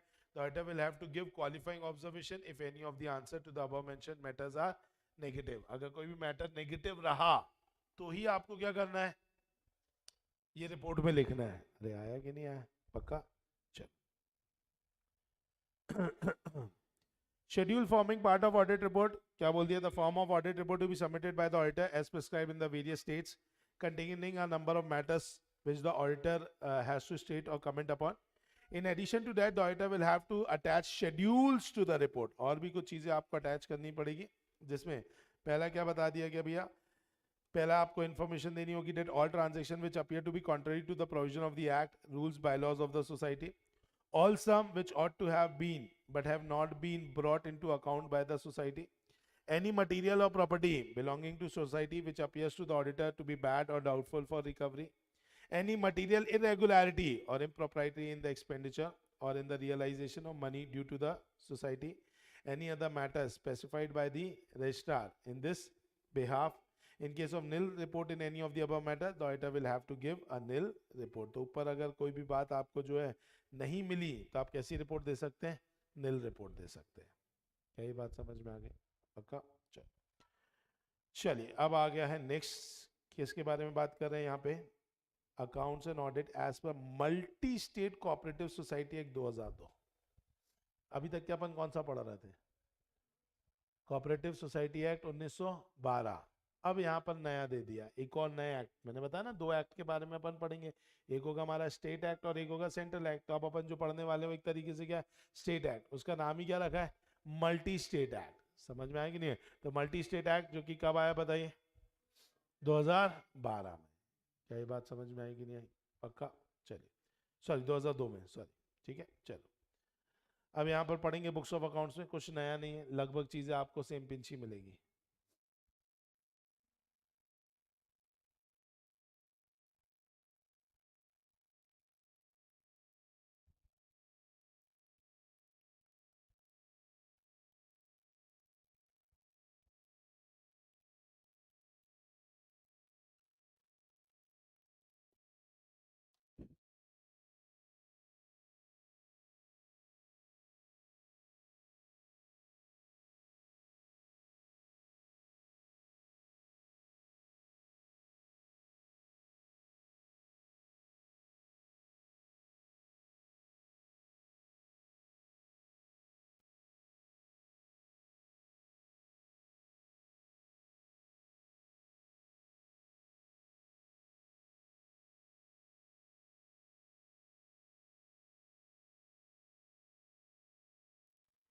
बताइए, कोई भी ऐसा पॉइंट जो लगाओ नहीं समझ में आया। डी पॉइंट किसके बारे में बात कर रहा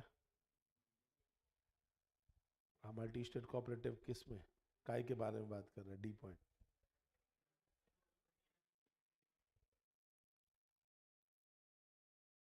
कॉस्ट अकाउंटिंग के बारे में, in utilisation of material, labour, overhead, ऐसा कुछ कुछ दिख रहा है क्या आपको? जैसे तो वो तो कास्ट में ही पढ़ा ना अपन ने। तो पहला पॉइंट क्या हो गया बताइए, पहले पॉइंट के बाजू में क्या लिख सकते हैं, कैश बुक। दूसरे पॉइंट के बाजू में सेल्स एंड परचेज।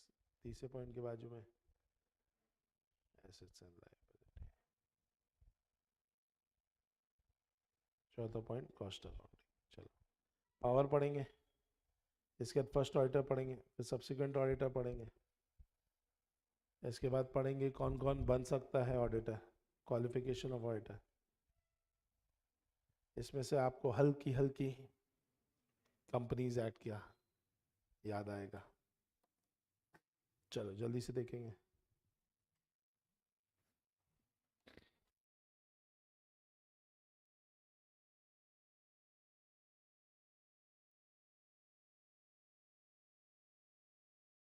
आदर्श से पूछूंगा आके,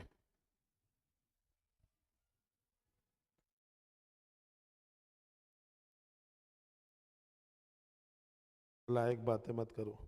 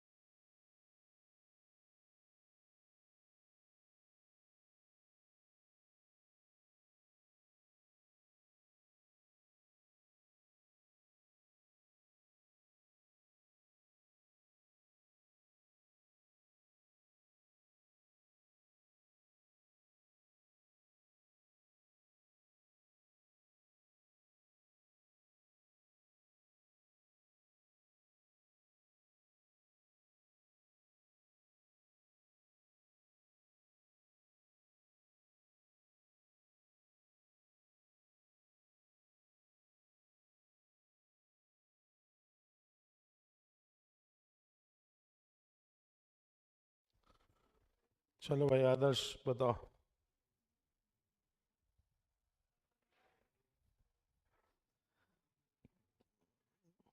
बताइए।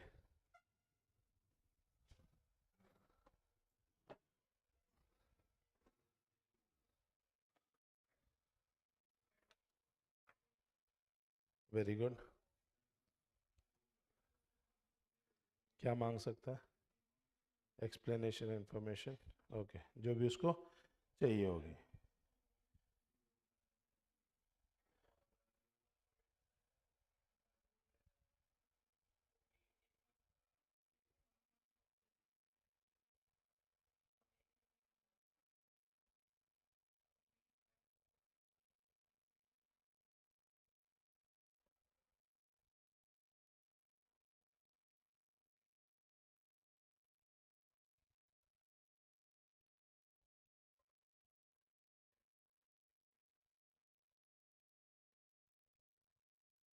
ओके, तो जो हमारा सब्सिक्वेंट ऑडिटर होता है उसे हर एजीएम में करते हैं।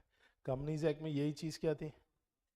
5 साल, ठीक है, from this AGM till the conclusion of the 6th AGM. लेकिन अगर अपन अभी की बात करें तो भैया यहाँ पे हर साल आपका क्या होगा? ऑडिटर जो है वो एजीएम में अपॉइंट किया जाएगा। तो हो सकता है कि उसे हर साल क्या कर दिया जाए बताइए? चेंज भी कर दिया जाए। क्या ये बात समझ में आई? चलिए, नेक्स्ट कौन बन सकता है बताइए? A person who is a CA can only be appointed. लेकिन कौन नहीं बन सकता? Body corporate, officer of a multi state cooperative society, partner, employee or officer or employee of the multi cooperative society, a person who is indebted to multi cooperative society or has given in connection with the third party to multi cooperative for an amount exceeding कितना rupees बेटा? बोलते ही नहीं। 1000 आया कि नहीं आया? तो 1000 रुपये से ज़्यादा अगर आपका क्या है, फॉर एग्जाम्पल आपका डेट है या फिर आपने गारंटी दे रखा है तो भी नहीं हो सकता है। यही चीज़ अपन ने ऐसी सेम पिंच पड़ी थी। हाँ हाँ, वो अपन ने, वो तो उसमें पढ़ा था सेंट्रल एक्ट में, ठीक है। अगर अपन कंपनीज एक्ट की मैं पूछा था, यही डिस्क्वालिफिकेशन की पॉइंट पड़ी थी, तो वहाँ पे भी बॉडी कॉर्पोरेट था, employ of the company, partner of employ of the company. फिर वहाँ पे अगर आपने सिक्योरिटी होल्ड करके रखी है चकास में, याद आ रहा है, या फिर अगर आपने लोन ले करके रखा है कितने से ज़्यादा, 5 लाख से ज़्यादा, और गारंटी 1 लाख से ज़्यादा। समझ में आ रहा है? लेकिन यहाँ पे वही कितना है? 1000 है। यस सदा। चलिए, फिर पढ़ेंगे ड्यूटीज। ड्यूटीज में पढ़िए।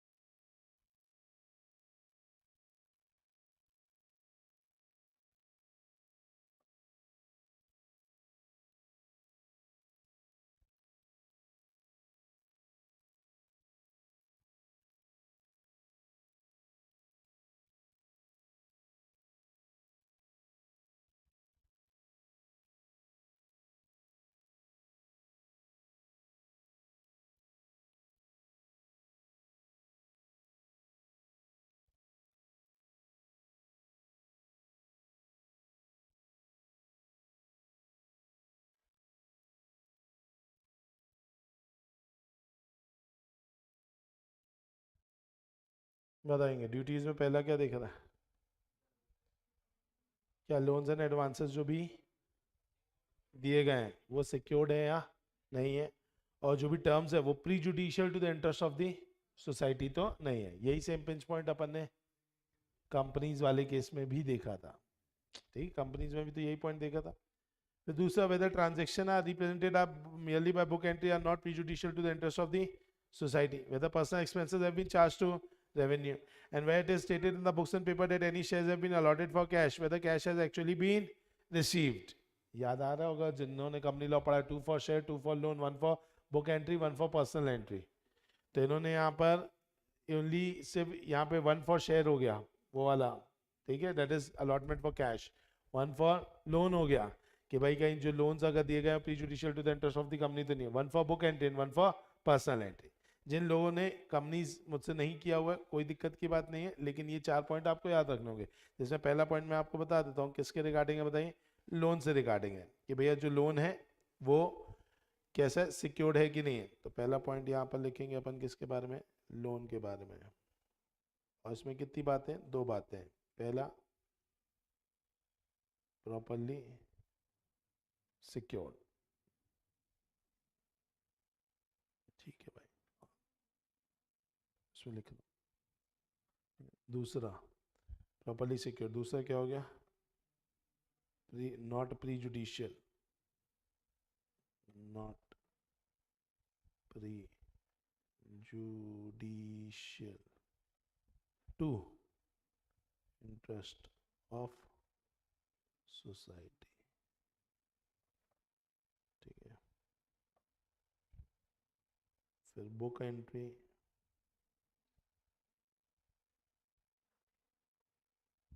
is also not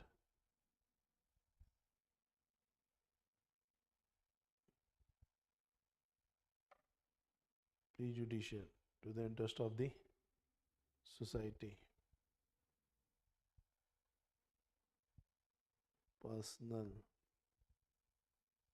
को रेवेन्यू तो नहीं दिखा दिया, और फिर शेयर्स allotted for cash, तो cash received,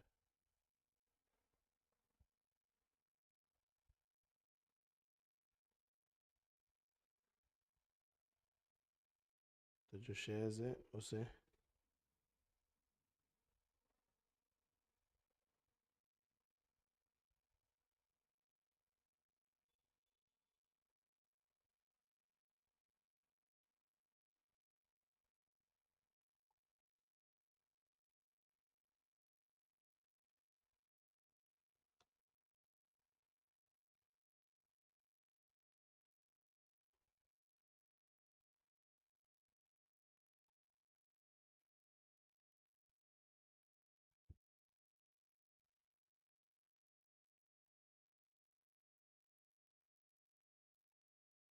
बताएंगे दोस्तों।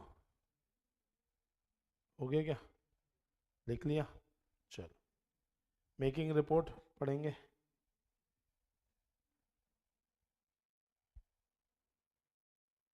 क्या बोल रहा है, उससे रिपोर्ट बनानी किस किस के ऊपर, on the accounts examine by him, on every balance sheet and trading P&L, on every document required to be part or annex to the balance sheet which are laid before the society in general meeting during his tenure of office.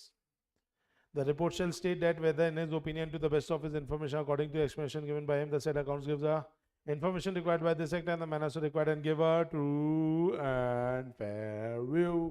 किसका बेटा, balance sheet का और P&L का। अरे ये सब बातें की हुई है, ठीक है। चलो इंक्वायरी बाय सेंट्रल रजिस्ट्रार, ये पॉइंट नहीं पढ़ा है अपन ने, पढ़ेंगे और समझाएंगे। द सेंट्रल गवर्नमेंट में pass an order for the special audit, कौन पास करेगा ऑर्डर, सेंट्रल गवर्नमेंट, किसके लिए, स्पेशल ऑडिट के लिए। if they are of the opinion that affairs of any multi-state cooperative are not being managed in accordance with cooperative principle or prudent commercial practices, or if any multi-state cooperative society is being managed in a manner likely to cause injury or damage to the interests of the trade, industry or business, or that the financial position of any multi-state cooperative such as it will endanger its solvency. तो कब कब ऐसा आ सकता है, मतलब क्या कब कब स्पेशल ऑडिट के लिए बोला जा सकता है सेंट्रल गवर्नमेंट के द्वारा। पहला पॉइंट, जब क्या नहीं कर रहे होंगे भाई, इन लोग जो अफेयर्स, क्या बेटा, affairs are not being manage in accordance with principles, समझ में। दूसरा, it is managed in a manner that is likely to cause injury, या फिर जो एंडेंजर कर देगी उसकी सॉल्वेंसी। बोलो, inspection of multi state cooperative society act में बुक्स ऑफ अकाउंट्स के ऊपर है। As per multi state cooperative society act rule, sorry society rule 2002, every multi state cooperative society shall keep books of accounts with respect to, पहला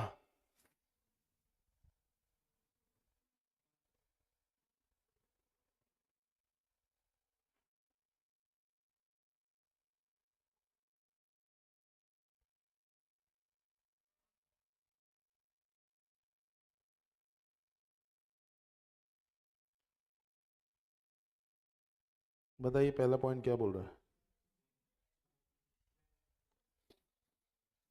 पहला किसके बारे में बात कर रहा है? Cash book. दूसरा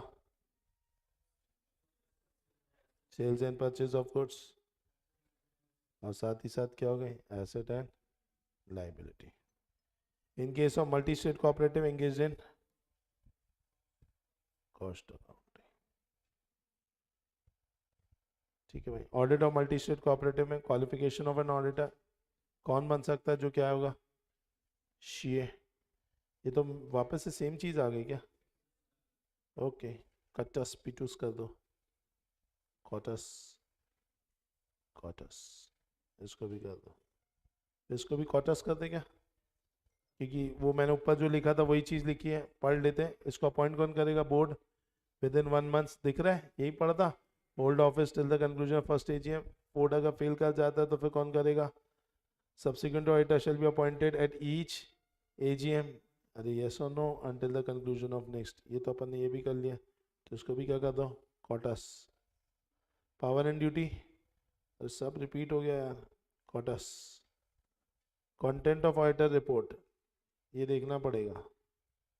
नहीं, ये भी कॉटस ही करना पड़ेगा। कुछ बोल नहीं रहे आप लोग। कॉटस।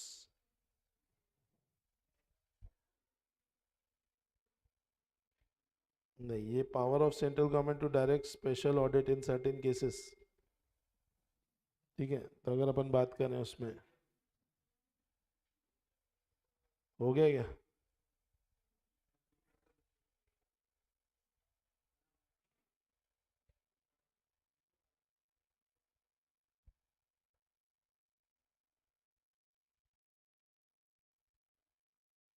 ओके, ये थोड़ा सा अच्छे से दिया हुआ है, ये थोड़ा डिटेल पे, इसको कॉटस नहीं करेंगे। ठीक है, ये थोड़ा सा डिटेल में पढ़िए। बातें तो वही है, एबीसी पॉइंट तो वही है कि भैया क्या, जब क्या है वो, अगर आप बिजनेस प्रिंसिपल्स के हिसाब से नहीं कर रहे हो, इंजरी प्रोवाइड कर सकते हो, या एंडेंजर क्या है? इंसॉल्वेंसी। लेकिन अब ये स्पेशल ऑर्डर तो देगा सेंट्रल गवर्नमेंट, तो वो स्पेशल ऑडिट कराएगा। तब स्पेशल ऑडिट में किसको बोलेगा? किसको बोलेगा स्पेशल ऑडिट करने के लिए? तो चार्टेड अकाउंटेंट को बोल सकता है, और multi state cooperative society auditor himself to conduct the special audit. However, central government shall order for special audit only if government or the state government either by itself or both hold कितना? 51%। मतलब special audit कब order किया जा सकता है? जब government खुद ही क्या कर रही है, उस पर 51% से ज्यादा होल्ड कर रही हो। The special auditor shall have the same power and duty in relation to the special audit as an auditor of the multi-state cooperative society has under section 73. However, special auditor shall, instead of making his report to the members, ठीक है, shall make the report to the central government। तो ये किसको देगा report? बोलो ना, central government. The report of the special auditor shall include all matter to be included in auditor report। Action कौन लेगा? बोल ही नहीं रहे। अरे एक्शन कौन लेगा? Central government। On receipt of the report of the special auditor, the central government may make such action, या take such action as it consider necessary। However, if the central government does not take any action on the report within कितने महीना? 4 महीना, the government shall send to the multi-state cooperative society either a copy or relevant extract from the report with its comment thereon, and require the multi-state cooperative society either to circulate that copy or extract of to the members to have such copy or extract read before the multi-state cooperative at its next AGM। या तो सभी members को बंटवा देगा, और नहीं बंटवा पाए तो भैया AGM में खड़े होकर के बोलने के लिए बोला जाएगा। बोलो। चलिए, नेक्स्ट पॉइंट है इंक्वायरी। ये नहीं काट देना। क्या बोला? Inquiry by central registrar.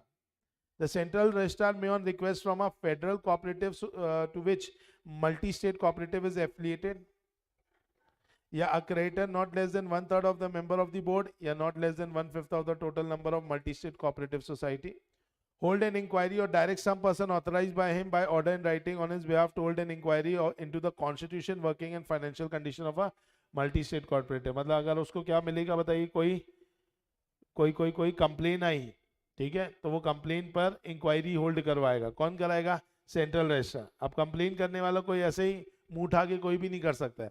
या तो फेडरल कोऑपरेटिव सोसाइटी जिसके द्वारा आप एफिलिएटेड हो वो, या तो फिर क्रेडिट है जिनके पास कम से कम क्या है, और नॉट लेस देन 1/3, क्रेडिटर और not less than 1/3 of the member of the board, और not less than 1/5 of the total number of member of a multi state cooperative society. इतने लोग अगर मिल करके, मतलब इनमें से कितने भी कोई भी एक अगर मिल करके बोलता है कि क्या होनी चाहिए बताइए, इंक्वायरी होनी चाहिए, तो इंक्वायरी कौन करेगा, central registrar. Hold an inquiry और direct some other person to hold an inquiry into the working and financial position. अच्छा, जब इंक्वायरी होगी तो सामने वाले को बोलने का मौका मिलेगा। Before holding such inquiry 15 days notice दिया जाएगा। सेंट्रल रजिस्ट्रार और the person authorised by him shall have the following power. क्या क्या पावर है, पहली पावर पढ़ेंगे क्या है, क्या करोगे इंक्वायरी करते समय, बोलते ही नहीं है रे आप लोग। Access to books of accounts, तो पहला आपके पास अधिकार है access to books of accounts. दूसरा,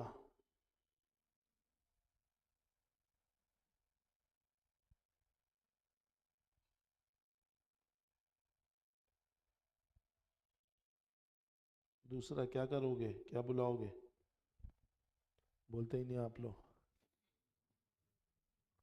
क्या बुलाओगे, जनरल मीटिंग। कितने दिन का नोटिस दे करके, 7 दिन का। तो call GM by giving what दोस्तों, 7 days notice.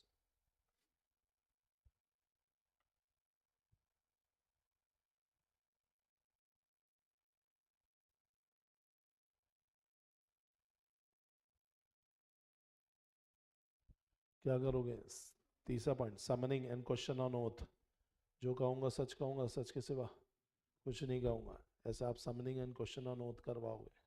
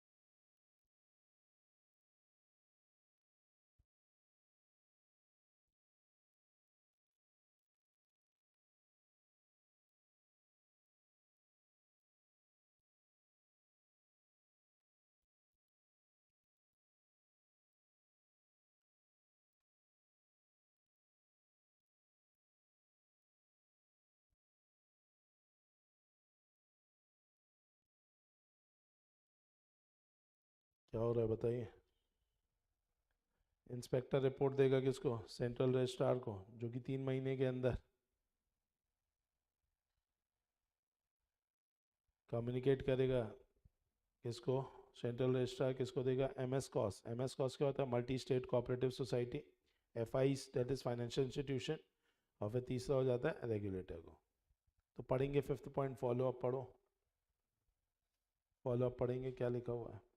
The central registrar shall within a period of कितने months, 3 months from the date of receipt of the report, communicate the report of inquiry to the multi-state cooperative society, financial institution, if any, to which the society is affiliated, and to the person or authority, if any, to those instances the inquiry is needed. Affiliated मतलब उनसे पास हुई है, authorised हुई है।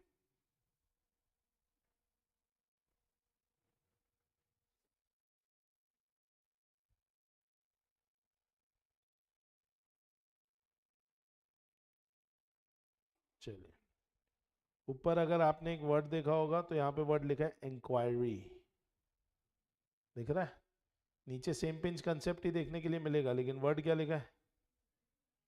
तो inquiry के लिए section है 78, और इंस्पेक्शन के लिए कौन सा है 79। क्या लिखा है यहाँ पे इंस्पेक्शन पे, when the central government registrar may on request of, वही सारे लोग आपको दिखेंगे। पहला, federal cooperative society to which MSCS is affiliated, not less than 1/3 of the member or not less than 1/5 of the total number of member of a multi-state cooperative society, by general or special order, inspect or direct any person authorized in writing in this behalf to inspection into the constitution, working and financial condition. No inspection shall be made unless a notice of कितना बेटा 15 दिन. Same pin चल रहा है पूरा, inquiry inspection same pin चल रहा है. Yes or no? Okay. Power available central registrar के पास है. He shall have all time access to books of accounts. Yes or no? दूसरा ठीक है, take it them into custody. Custody में भी ले सकते हैं. Shall have the power to verify the cash balance of the society subject to general special order. Every officer member of MS cost shall furnish such information as the central register or person making such inspection may require. A copy of report of inspection under this section shall be communicated to MS COS within a period of कितने months बताइए? 3 months from the completion of such inspection. तो यहाँ पे थोड़ा सा changed है 4th point पे. कोई भी doubt? तो सबसे बड़ा concept था cooperative society का. मुझे उम्मीद है आपको बन गया होगा और आपने मेरे साथ साथ पूरा साइड बाय साइड भी लिखा है, क्योंकि इतना बड़ा है कि याद नहीं रहेगा, इसीलिए मैंने पहले से ही आपके लिए पूरा वर्किंग करके लाया था. सभी नहीं लिख लिया? कौन कौन से अटेम्प्ट में? अभी रिसेंटली आया ही आया है लगभग हर ऑल्टरनेट अटेम्प्ट में, क्योंकि कोऑपरेटिव सोसाइटी अभी अभी डाला है. अभी मतलब जस्ट इसके पहले जो थोड़ा सा चेंजेस आए थे, स्पेशल ऑडिट में चेंज आए थे 3-4-5 अटेम्प्ट पहले, तो तब इन्होंने डाला था. तब से ये लगातार हर एक दो अटेम्प्ट में आ रहा है. ना पूरा नहीं आता है. उसी से रिलेटेड आप राइट्स पूछ लेंगे, इंस्पेक्शन पूछ लेंगे, इंक्वायरी पूछ लेंगे, अपॉइंटमेंट पूछ लेंगे.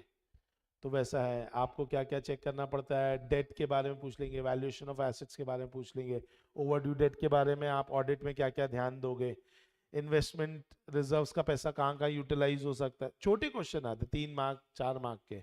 ऐसा कुछ बड़ा 16-17 नंबर का एक अकेला नहीं आएगा. इसी में से ही उनको 12 नंबर का पूछना है. तो एक आध बड़ा आता है, लाइक सिनेमा हॉल आ गया, लीजिंग कंपनी आ गया, difference between operating lease and financial lease, ये आ गया. तो यहाँ से कोऑपरेटिव सोसाइटी में से आएगा तो या तो रिटेल में 2-2 क्वेश्चन करके 6 मार्क्स का देंगे, और होलसेल में एक बड़ा क्वेश्चन नहीं आएगा. इसमें एमसीक्यू में अच्छा आता है. ये एमसीक्यू में 1-2 मार्क्स का पूछते हैं लोग कोऑपरेटिव, क्योंकि इतना घुस के ना अंदर की बच्चा कहीं ना कहीं से छोड़ता ही है. तो इसीलिए एमसीक्यू में भी इसके अच्छे खासे क्वेश्चंस आते हैं. यार कुछ बोल नहीं सकते, क्योंकि जितने भी टॉपिक है क्या है, चैप्टर का वेटेज है. अब चैप्टर का वेटेज और चैप्टर के अंतर्गत चीजें भी क्या है, नॉर्मल है, कम है. मतलब आपके पास 12 नंबर का है पूछने के लिए, और कंसेप्ट भी आपके अंदर है ही लगभग. तो हर अटेम्प्ट में हर किसी के आने के चांसेस इक्वल है. That is the point. अपन ये नहीं बोल सकते कि सोल प्रोप्राइटर छोड़ देना काम का नहीं. पता चला सोल प्रोप्राइटर 4 नंबर का आए हुए हर पेपर में आए. मैं आपको जस्ट चलो दिखा देता हूँ आउट ऑफ क्यूरियोसिटी, अगर आप देखना चाहें तो हर पेपर में आपको, क्योंकि हमारा चैप्टर लगभग कंप्लीट हो ही गया, कि इसमें कुछ बचा है? हो गया नहीं चैप्टर कंप्लीट? कुछ बोल ही नहीं रहे हो यार. हो गया ना, कि कुछ बच गया है? हो गया ना. चलो आपको एक बार पेपर के भी दर्शन करा देता हूँ फिर मैं.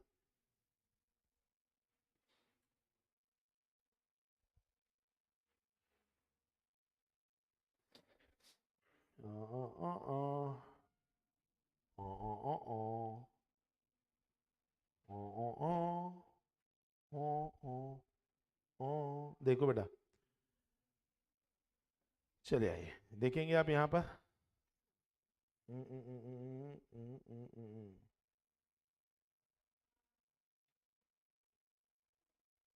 एनजीओ दिख रहा है ऊपर, यूनिवर्सिटी दिख रहा है, चाणक्य यूनिवर्सिटी. तो यूनिवर्सिटी भी पूछ लिया, एनजीओ पूछ लिया, दोनों में से एक 4-4 नंबर का. फिर अगर अपन बात करें दोस्तों, ये कौन सा है, पीडी, ये किसके बारे में? From the matter TCWG. अच्छा, दोज मैटर. फिर ऐसे 520 है, 210 है, अदर इंफॉर्मेशन है, कंपैरेटिव इंफॉर्मेशन है, डिस्क्रिपेंसी है, शॉर्ट टर्म बोरोइंग है, मटीरियलिटी है, रिलेटेड पार्टी, आईटी, नेचर, कारो ये का एंगेजमेंट. चलो, तो इसमें मेनली मुझे लग रहा है एमसीक्यू में आ गए होंगे बाकी क्वेश्चन. एनजीओ के बाद ऊपर देखो वापस से आया बी पॉइंट एनजीओ का, दिख रहा है आपको? चलिए, फिर ई पॉइंट दिख रहा है, फाइनेंशियल लीज. ये सब ट्रू फॉल्स है बेटा. तो 4 नंबर वहां आ गए. ट्रू फॉल्स 2-2 नंबर के होते हैं, पता है आपको? तो 4 नंबर ये हो गए, 8 मार्क्स का ये हो गया. इसके बाद गवर्नमेंट भी इसी में ही आता है, तो 6 नंबर का ये हो गया. उसके बाद एमसीक्यू में भी मैं उम्मीद कर रहा हूँ, जो कि है नहीं हमारे पास, यहाँ पे दिखता नहीं है, तो उसमें भी आया होगा। इस तरीके से 12 नंबर का आ जाता है। Getting my point? ये तो नवंबर 2023, ठीक है। नेक्स्ट कंसेप्ट पर आते हैं, दैट इज मई 2023। मई 2023 में आप देखेंगे again public charitable trust, yes or no, ये आ गया 3 नंबर का। फिर कौन सा है बेटा? ये तो बैंक का है। फिर ये रेल प्रोजेक्ट नहीं, पब्लिक कंपनी टर्नओवर। फिर ये जेड, ये देखो मल्टी स्टेट कोऑपरेटिव सोसाइटी, देखो दिख रहा है आपको? Analyse the provision and comment on the validity of proposed appointment, क्या उसका अपॉइंटमेंट सही है या नहीं। चलो आप ही बताओ आंसर, देखो जल्दी बताएंगे।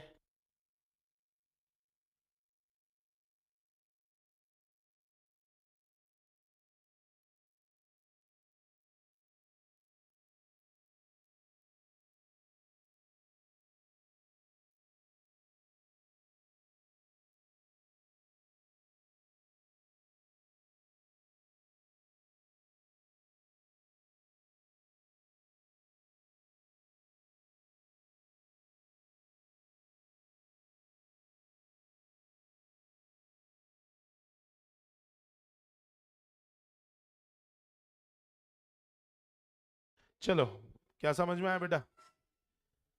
CA is the senior manager of multi-state cooperative Mumbai, proposed to be appointed as an auditor of the state said multi-state. Analyze the provision. बताओ ना, बन सकता है? क्या दिक्कत है? कोई दिक्कत है क्या तुमको? क्या दिक्कत है? डिस्क्वालिफाइड है क्या? एम्प्लॉई है क्या? पढ़ा तो था body corporate employ, partner of employ, 1000 से ज्यादा, तो उसी में ही आ गया ना। बताओ 3 नंबर का था क्वेश्चन दिया था, 3.5, 3 नहीं है 4 नंबर का, और में ना तो 4 नंबर, इस टाइप के क्वेश्चन आते हैं। समझ में आ रहा है? पक्का?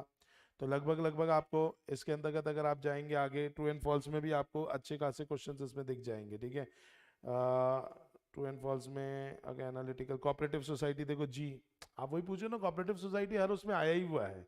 अब ये देखो 2 नंबर का आया हुआ है, क्या है? अरे वाह, बताओ बताओ बताओ बताओ बताओ बताओ, ये मैं बोला था इंपॉर्टेंट है। देखो ट्रू एंड फॉल्स में आया, in case of cooperative society contribution to education fund is charge on profit and not an appropriation. False, false, true, पक्का, यस। ये बात समझ में आई? पक्का। चलो, तो इस तरीके का क्वेश्चंस आते हैं और अपन पेपर को डिस्कस कर लेंगे आराम से बैठ करके, लेकिन क्या अभी तक की चीजें समझ में आई? तो 14 चैप्टर, आज से कसम खा लो बेटा, न्यू ईयर रेजोल्यूशन तुमने लिया नहीं होगा, जो लिया होगा वो तो तोड़ भी चुके हो 2 तारीख तक के, ठीक है। तो अभी का न्यू ईयर रेजोल्यूशन अच्छे से लो कि 14 चैप्टर जो है, ये 14वां चैप्टर हर दिन एटलीस्ट 20 मिनट्स पढ़ोगे। हर दिन आपको 20 मिनट्स पढ़ना है। लास्ट के लिए रखोगे तो मैं बोल रहा हूँ दिक्कत है, और आपको इंपॉर्टेंस दे रहा हूँ। आप बताओ ना मुझे, 12 नंबर का गिरी हालत में आ ही रहा है वो। अगर इस चैप्टर को में से अगर आप 12 में से 12 नहीं निकाल पाए तो किस में से निकालोगे? मुझे बताओ, कौन सा चैप्टर आपको ऐसा लग रहा है टेक्निकल चैप्टर्स में नहीं निकलेगा ना आपसे? और यही है जो डुबाता है, यही बच्चों को डुबा देता है ये चैप्टर। क्यों आखिरी में लेके बैठते हो? फटाफट फटाफट रीड करने की कोशिश करते हो। अच्छी समरी बनाओ इस चैप्टर की, तबीयत से अच्छी समरी होनी चाहिए, प्रॉपर एकदम काम करो, और बात के लिए मत छोड़ना कि मैं फेब में कर लूंगा, मार्च में कर लूंगा। नहीं है आपका टाइम, आज है जो है। टाइम निकालो, रोज पढ़ना है, अच्छी समरी खुद बनाओ, वॉइस नोट बनाना है वॉइस नोट बनाओ। हमारे लिए ये 12 नंबर का चैप्टर ही कहीं नहीं जाना चाहिए, ये प्लस गवर्नमेंट ऑडिट तो 12 नंबर का है, वो कहीं नहीं जाना चाहिए। एटलीस्ट उतना तो अपन को यहाँ से निकालना है। Getting my point? फिर नेक्स्ट जो अपन चालू करेंगे वो है ये चैप्टर, ये भी सेम टोन पे चलता है, मोनोटोनस टोन वाला चैप्टर है। अगर अपन बात करें तो ये चैप्टर नंबर 13, इसके लिए मैंने काफी मेहनत की, आपको समरी भी दी है। ये देखिए ना, समरी ऑफ द चैप्टर, बहुत मेहनत की है मैंने। इसी चैप्टर के नीचे क्वेश्चन आंसर भी दे दिए आपको, मतलब बहुत कुछ मेहनत की है, क्योंकि मुझे पता है अगेन कोई चैप्टर में टफनेस कुछ नहीं है, बट आपके लिए द मोस्ट नेग्लिजेंट चैप्टर होगा। अगेन इसका वेटेज जो है 8 से 10 नंबर का है। फिर अगेन ये वो सेम टोन पे ही चलता है, जो कि थोड़ा सा हल्का बोरिंग करता है अपन को, तो इसीलिए इसको भी बहुत इज्जत देना पड़ेगा आपको। इसकी भी तबीयत से समरी बनानी होगी। 8 से 10 नंबर का ये भी है।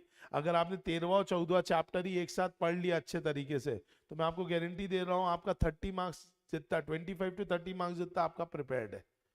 तो आपको और क्या चाहिए? मतलब 25-30 मार्क्स इतना अच्छे से आपको मिल रहा है, बाकी तो अपन निकाल ही लेंगे।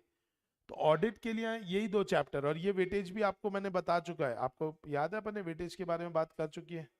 यस। तो अगर आपको याद ना आ रहा हो कि भाई किस चैप्टर का कितना वेटेज है, क्योंकि अपन ने, अब अपन के पास काफी नॉलेज आ चुका है ऑडिट का, तो आप इसमें जाएंगे, आपको सेक्शन वाइज यहाँ पे वेटेज मिल जाएगा। सेक्शन वाइज वेटेज के अंदर अगर आप जाएंगे तो आपको यहाँ पे ऑडिट का भी वेटेज जो है मिल जाएगा। ठीक है, तो यहाँ पर आप जाइए ऑडिट पे, ये रहा ऑडिट, ये देख रहा है। तो इसके अंदर देखो स्पेशल ऑडिट 12 से 18 नंबर का है। ठीक है, जो स्पेशल ऑडिट में ये अपन ने पूरा पढ़ लिया 9th वाला।